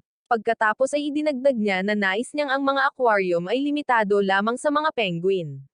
Nang marinig ito, nagpasya si Aki na takutin siya muli sa pagsasabing ang aquarium na pinuntahan nila ay isang napakalaking aquarium na may malaking peteng, at tumakbo siya sa kanyang silid sa takot. Sa susunod na eksena, umupo si Sumire at Aki upang mag-usap habang ipinapakita niya sa kanya ang larawan ni Yuzo noong bata pa siya. Nagpakita si Yuri at sinabi sa kanila na mukhang nagkakasundo sila kamakailan, na ginagawang kamukha ni Sumire ang kanyang nakatatandang kapatid na babae. Agad itong tinutulan ni Aki, sinabing hindi sila magkamukha, ngunit si Sumire, na nagustuhan ang buong ideya ng nakatatandang kapatid, ay hiniling kay Aki na tawagan siya ni Aki na Oni-chan dahil baka may magising ito. Nagpakita si Yuzo sa sandaling iyon at nagtanong kung ano ang kanilang pinag-uusapan, na sinagot ni Yuri na gusto ni Sumire na tawagan siya ni Aki na kanyang kapatid. Sinabi sa kanila ni Yuzo na kung sino man ang tatawaging nakatatandang kapatid na babae, dapat ay ang kanyang sarili dahil ang mga presidente ng student council ay inaasahang magkaroon ng mga katangian ng isang nakatatandang kapatid na babae. Lumuhad siya at sinabihan siya na ay patong ang kanyang ulo sa kanyang kandanggan. Si Yuzo sa una ay nag-aatubili ngunit ginagawa pa rin ito. Sa sandaling iyon, nagsisimula siyang hindi komportable sa kanyang mga hita. Nagseselo si Sumire at nag-alok na maging nakababatang kapatid ni Yuzo bago siya binuhat mula sa lupa na parang tumitimbang siya ng 10 kilo, na ikinahihiya niya. Nagkomento si Yuri na akala niya ay magiging maayos ito, ngunit tila hindi magiging mabuting kapatid si Yuzo. Sinabi sa kanya ni Yuri na dapat siyang maging mas matapang, at sinabi sa kanya ni Yuzo na ipakita sa kanila kung paano gawin iyon. Kaya bumaling siya kay Aki at pinasalamatan ito sa pagsang-ayon na maging kanyang nakababatang kapatid, na ikinadidismaya niya. Si Aki ay nagpapanggap na may sakit, at si Yuri ay nag-aalaga sa kanya bilang kanyang nakatatandang kapatid, ngunit kapag sinubukan niya itong pakainin, bigla siyang napahiya. Nag-aalok si Sumire na gampanan ang papel at iniimbitahan siya sa banyo. Ngunit bago magkaroon ng anumang balangkas, humarang si Yuzo, na inakusahan si Sumire na nais lamang gamitin ang pagkakataon upang matupad ang kanyang mga malikot na pagnanais. Ipinagtanggol ni Sumire na ang magkapatid ay magkasamang naliligo, na tinutukoy sina Sunohara at Hana bilang mga halimbawa, ngunit sinabi ni Yuzo na ito ay dahil pareho sila ng kasarian. Pagkatapos ay hiningi nila ang opinyon ni Aki, dahil mayroon siyang kapatid na babae. Ngunit agad na nag-zone out ang ating bida na parang natatakot siyang pag-usapan ang tungkol sa kanyang kapatid, na tinatawag ni Yuzo sa pagsasabing karaniwan ganyan ang ekspresyon niya sa tuwing binabanggit nila ang kanyang kapatid. Lalo siyang nahiya nang mapagtanto niya kung gaano iyon kay Toto. Samantala, isang hindi kilalang tao ang dumating sa lungsod at dumiretso sa dormitoryo ng Sunohara, nasa sabik na sa wakas ay natagpuan na niya si Aki. Kinabukasan, nagising si Aki mula sa pagtulog at nakita niya ang kanyang kapatid na naka-half-dress na naka-hover sa kanya na parang kontrabida sa horror movie. Nang malapit na niyang alisin ang kanyang kamiseta, bumukas ang pinto, at pumasok si Sunohara, sinira ang maaaring isang sandali ng reunion ng magpamilya. Nang maglaon, umupo si Matsuri na walang kahihiyan at ipinakilala ang sarili sa kanilang lahat. Si Aki, na pinoproseso pa rin ang lubos na kabaliwan, ay hinihiling na malaman kung paano niya nagawang matunten siya sa isang lungsod na ganito kalaki, at binabanggit lang niya ang kapangyarihan ng pag-ibig. Kakaiba, tumanggo lang ang lahat na para bang valid na paliwanag iyon. Samantala, itinuro ni Yuzo na iba ang hitsura ni Aki ngayon, at si Matsuri ay kumukuha ng buong kredito, na nagpapakita na siya ay nagbibihis sa kanyang nakababatang kapatid na babae sa loob ng maraming taon. Ang kaganapan ay tumama tulad ng isang sampal, na nag-iiwan kay Aki na nagtatanong sa lahat ng kanyang kakulangan sa mga pagpipilian, habang sina Sumire at Yuri ay lubos na sumasang-ayon. Sinusubukang ayusin ni Yuzo ang mga bagay sa pamamagitan ng pagsasabing mas maganda siya sa kanyang karaniwang damit, ngunit nag-trigger lang iyon ng panloob na psycho ni Matsuri. Nagbanta siyang muling aayusin ang mukha ni Yuzo or maaari rin siyang maging nakatatandang kapatid na babae, para lang kontrahin kaagad ni Sumire, na nilinaw na siya lang ang pinayagang magmay-ari kay Yuzo. Nang maglaon, sinabi sa kanila ni Matsuri na aalis na siya, at nilapitan siya ni Aki, nakahinga ng maluwag na lumipas na ang bagyo.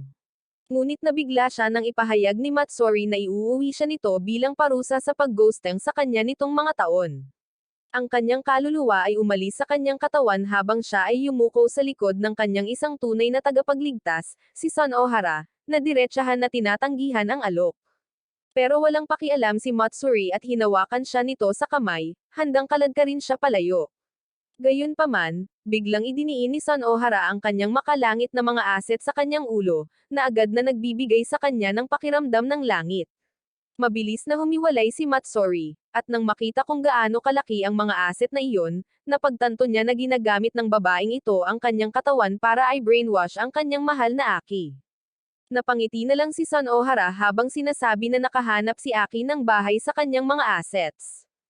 Ang buong sistema ni Matsuri ay hindi gumagana, ngunit tinipon niya ang huli ng kanyang pagmamataas at nagpahayag ng isang hamon, na sinasabi kung nais ni Son Ohara na panatilihin si Aki, kailangan niyang patunayan na mas maaalagaan niya si Aki kaysa sa kanya. Agad namang sumang-ayon si Son Ohara, isinuot ang kanyang mapagkakatiwalaang college girl na apron, at nagsimulang magtrabaho sa pagluluto, habang si Matsuri ay nakaupo sa sulok at nagplano ng mga paraan para isabotahe siya. Ngunit nang ang amoy ng hamburger steak ay tumama sa hangin, ang kanyang tiyan ay gumawa ng pagtataksil. Desperado siyang ipagpatuloy ang kanyang matigas na pagkilos, sinubukan niyang lumaban, ngunit nang ang iba ay nagsimulang kumain, siya ay gumuho. Sinisira siya ng unang kagat, at kinakain niya ang steak na parang dito nakasalalay ang kanyang buhay. Gayunpaman, nananatili siyang mapagmataas at sinabihan si Son Ohara na huwag isipin na nakapasa na siya. Ngunit ganap na dinasarmahan si Matsuri nang gumawa siya ng masayang ingay tungkol sa komplementaryong dessert na kasunod. Kasunod nito, binibigyan ni Son Ohara si Matsuri ng lahat ng uri ng treatment, at napagtanto na maaari siyang sumuko. Sinabi ni Matsuri na wala nang magagawa si Son Ohara para kumbansihin siya, dahil tapos na ang araw. Gayunpaman, hindi pa tapos ang caretaker. Hinawakan niya si Matsuri at dinala sa washroom para mag-toothbrush. Nang maglaon, sa hating gabi, sinubukan ni Matsuri na alisin ang kanyang sarili sa bitag na ito bago siya tuluyang mahulog, ngunit biglang sinabi sa kanya ni Son Ohara na kailangan niyang maligo. Habang si Matsuri ay nakaupo roon na nagpaplano ng kanyang susunod na pag-atake, pumasok si Son Ohara, nag-aalok na ibigay sa kanya ang kanilang tradisyon ng pamilya, na kung saan ay hugasan siya. Nang marinig na isa itong ritual para sa sinumang pumupunta sa dorm, itinanong niya kung nakakuha din nito si Aki, kung saan si Son Ohara ay nagbigay ng nakakaalam ng ngiti. Ang labanan ay tapos na bago pa man ito magsimula, habang ang mga dalubhasang kamay ni Son Ohara ay gumagawa ng kanilang mahika. Sa wakas ay nag-crack si Matsuri, bumubulong sa mga labi na walang nagmamahal kay Aki kaysa sa kanya. Gayunpaman, sa sandaling sumandal si Son Ohara at mapaglarong kinagat ang kanyang tainga, tuluyan na siyang sumuko. Pagkatapos, inamin niya ang kanyang pagkatalo ngunit binalaan si Son Ohara na tiyaking gagawin niya rin ito sa susunod na pagdating niya or isasama niya si Aki. Kinabukasan, si Matsuri, na ngayon ay opisyal na na-demote mula sa pagbabante tungo sa pagiging third wheel, ay nag-espiya kina Aki at Son Ohara habang sila ay umalis patungo sa shopping district, hindi pa rin nakakapag-move on gaya mo. Gayunpaman, nang mahuli niya si Son Ohara na nakasandal kay Aki na parang gusto niya itong ikis, sumabog ang kanyang selos. Nagpakita siya mula sa pagtatago, inakusahan si Son Ohara na nanliligaw sa kanyang kapatid, napahiya lamang siya nang mapagtanto niyang pinapakain lang niya ito ng pastry. Hindi payag na tanggapin siya, ginagawa niya ang gagawin ng sinumang makatuwirang tao sa pamamagitan ng pagnanakaw kay Aki sa unang pagkakataon na makukuha niya, iniwan si Son Ohara habang nagpupumiglas si Aki, sinusubukang makatakas sa kanyang mahigpit na pagkakahawak. Bigla niya itong isinandal sa isang pader at sinabi sa kanya na hindi na siya makakapigil pa, ngunit hindi natuwa si Aki at sinabihan siyang maghanap ng buhay. Ang pang-iinsulto ay tumama ng mas matindi kaysa sa inaasahan, at pinagalitan siya nito dahil sa pananalita nito. Sinimulan niyang hilahin siya ngunit nawala, hindi alam kung paano hahanapin ang kanyang tamang daan. Gayunpaman, nananatili siyang matigas ang ulo at hindi nagtagal ay nasprain ang kanyang paa, kaya mabilis siyang inasikaso ni Aki at iminungkahi na bumalik sila sa dorm. Binuhat niya siya sa kanyang likod, hinihila siya pabalik sa memory lane noong nangyari ang isang katulad na bagay taon na ang nakakaraan. Pagdating nila sa bahay, binati sila ni Son Ohara gamit ang headpad para sa kanyang mabuting ginawa, kaya napagtanto ni Matsuri na hindi na kanya ang kanyang kapatid. At nang sa wakas ay naisip ni Aki na siya ay malaya, si Matsuri ay nagpakita kinabukasan na may pinakahuling plot twist. Lumipat siya sa kalapit na paaralan, nakakagulat kay Aki, at tinukoy niya si Aki bilang kanyang nakababatang kapatid na lalaki sa unang pagkakataon, hindi ang kanyang kapatid na babae. Magsisimula ang panahon ng taglamig pagkaraan ng ilang linggo, kaya nagtayo sina Son Ohara at Aki ng Kotatsu sa sala at umupo sa ilalim nito upang magbigay ng init para sa kanilang sarili. Para mas maging komportable, pinapakain niya ito ng mandarin habang siya mismo ay parang isang buong masarap na pagkain. Si Aki, gayunpaman, ay mas gugustuhin na matikman ang kanyang mga aset, ngunit siya ay pumirmi sa mga citrus na merienda tulad ng isang mabuting bata. Pagkatapos, nahulog ang pagkain, at habang gumagapang si Son Ohara sa ilalim ng mesa upang tignan ito, natisod niya sa nakakakiliti na mga paa ni Son Ohara. Sa sandaling sinimulan niya ang pagkiliti sa mga ito, ang kanyang puso ay halos hindi gumana, at siya ay humingi ng awa, na siya ay nag-aatubili. Nang maglaon, pinuntahan ni Aki ang shopping district kasama si Yuzo at nagsimulang magdaldal tungkol sa kung gaano siya kahangahangang makakuha ng regalo mula kay Santa ngayong taon. Si Yuzo, matapos mapagtanto na ang ating bida na ito ay naniniwala pa rin sa mga kwentong Barberto, nagpupumilit siya na panatilihin ang kanyang tuwid na mukha. Sa halip na sirain ang kanyang marupok na mga pangarap, tinipon niya ang squad para sa isang emergency strategy meeting, dahil plano ni Aki na mapuyat magdamag sa paghihintay kay Santa. Iminumungkahi ni Yuri na patahimikin siya sa Dreamland, habang si Sumiri ay nagmumungkahi ng isang full-on neck chop para sa kahusayan.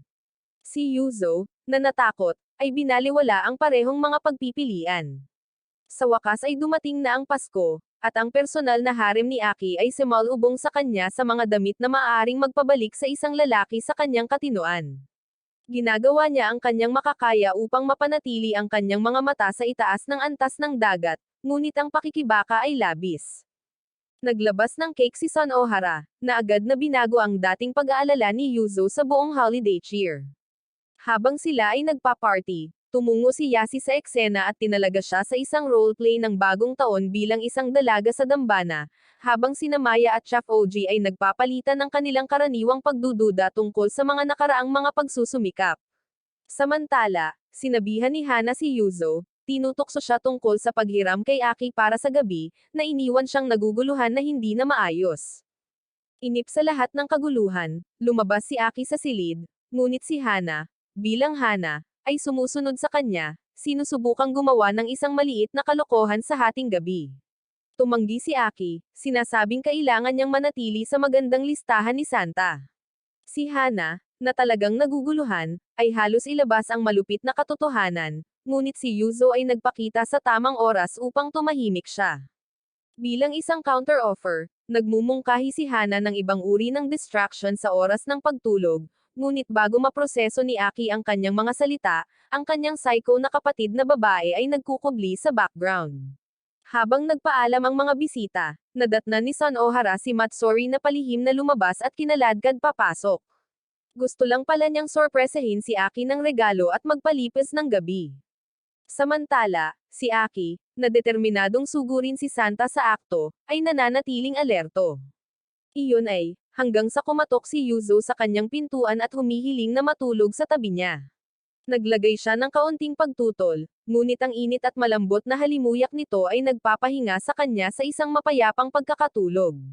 Lingid sa kanilang kaalaman, pumasok sina Son Ohara at Matsuri upang maghatid ng mga regalo, at sa kanyang antok na estado, napagkamalan ni Aki si Son Ohara na si Santa Claus mismo. Nang gabing iyon, nananaginip siyang lumulutang sa kalangitan sa mga reindeer ni Santa, na napapalibutan ng kanyang personal na fan club. Dumating ang umaga, at nasa sabik niyang sinabi kay Son Ohara kung gaano siya kakaibang kahawig ni Santa. Si Hana, na hindi nawawalan ng pagkakataon na pukawin ang kaganapan, ay tinukso si Yuzo tungkol sa kanyang karanasan sa pagtulog sa tabi ni Aki, na nagpapadala sa kanya sa isa na namang kaguluhan. Dumating ang bisperas ng bagong taon, at ang dorm ay nagiging isang paglilinis ng larangan ng digmaan. Sa isang lugar sa kaguluhan, si Aki ay naging portable heater ng lahat. Bilang pasasalamat, nagpa siya silang linisin ang kanyang silid, ngunit natuklasan ni Sumiri ang kanyang pinakalihim na gabay sa pagiging isang alpha male. Agad na bumalot sa kanya ang panghihinayang habang tahimik silang lahat na pinagmamasdan siya. Habang lumalalim ang gabi, nagtitipon sila para sa soba noodles, at casual na sinabi ni Yuzo ang impormasyon na inilipat ni Matsuri sa kolehiyo ni Hana. Nakikita na agad ni Aki na ito ay magiging ganap na bangungot. Sa sandaling maghiwa-hiwalay ang squad, naiwan siyang mag-isa kasama si Son Ohara, at nagpa siya si Aki na manatili sa tabi niya hanggang hating gabi. Sa simula ay pinagalitan siya ni Son Ohara dahil sa pagpupuyat, ngunit hinahayaan ito ngayon dahil ang mga espesyal na okasyon ay nangangailangan ng espesyal na pagtrato. Habang inaantok siya sa kanyang tabi, pabirong itinanong niya kung kasiya siya ang kanyang mga serbisyo. Si Aki, nang walang pag-aalinlangan, ay tiniyak sa kanya na ito ang pinakamataas na antas. Pagkatapos, hinawakan niya ang kanyang mga kamay, na nangangakong pagbubutihin ang kanyang mga gawa sa darating na taon. Pagsapit ng orasan sa ika-12, nagtitinginan sila at bumabati ng maligayang bagong taon sa isa't isa.